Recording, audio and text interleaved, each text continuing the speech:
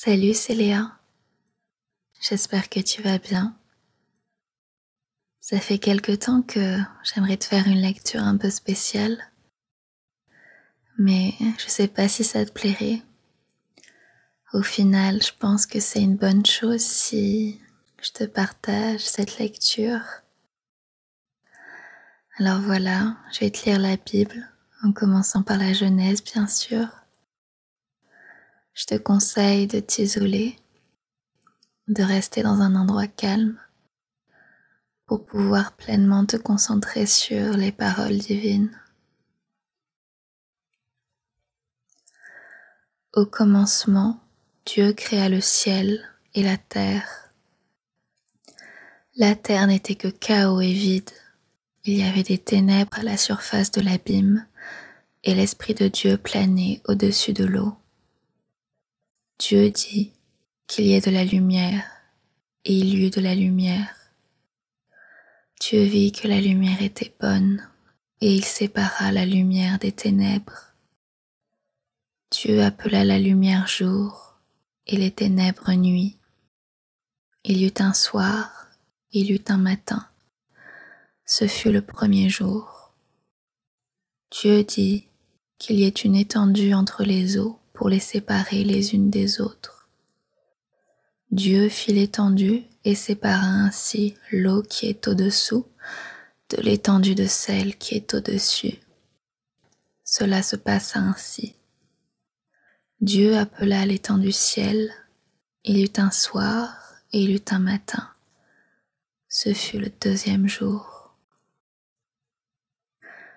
Dieu dit que les eaux qui sont au-dessous du ciel se rassemblent à un seul endroit et que le sec apparaisse, et cela se passa ainsi.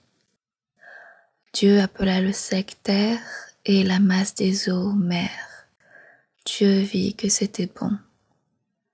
Puis Dieu dit que la terre produise de la verdure, de l'herbe à graines, des arbres fruitiers qui donnent du fruit selon leur espèce et qui contiennent leurs semences sur la terre.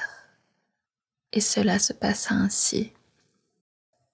La terre produisit de la verdure, de l'herbe à graines selon son espèce, et des arbres qui donnent du fruit et contiennent leurs semences selon leur espèce. Dieu vit que c'était bon. Il eut un soir, il eut un matin. Ce fut le troisième jour. Dieu dit qu'il y ait des luminaires dans l'étendue du ciel pour séparer le jour de la nuit.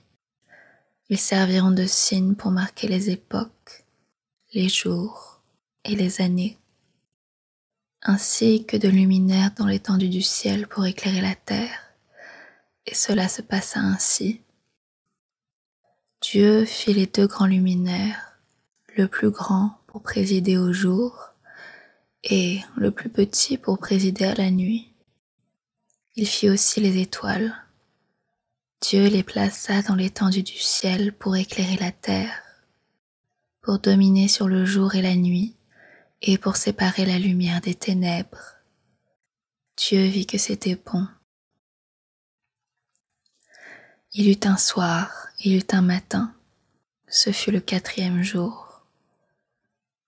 Dieu dit que l'eau pullule d'animaux vivants et que des oiseaux volent dans le ciel au-dessus de la terre. Dieu créa les grands poissons et tous les animaux vivants capables de se déplacer. L'eau en pullula selon leur espèce. Il créa aussi tous les oiseaux selon leur espèce. Dieu vit que c'était bon.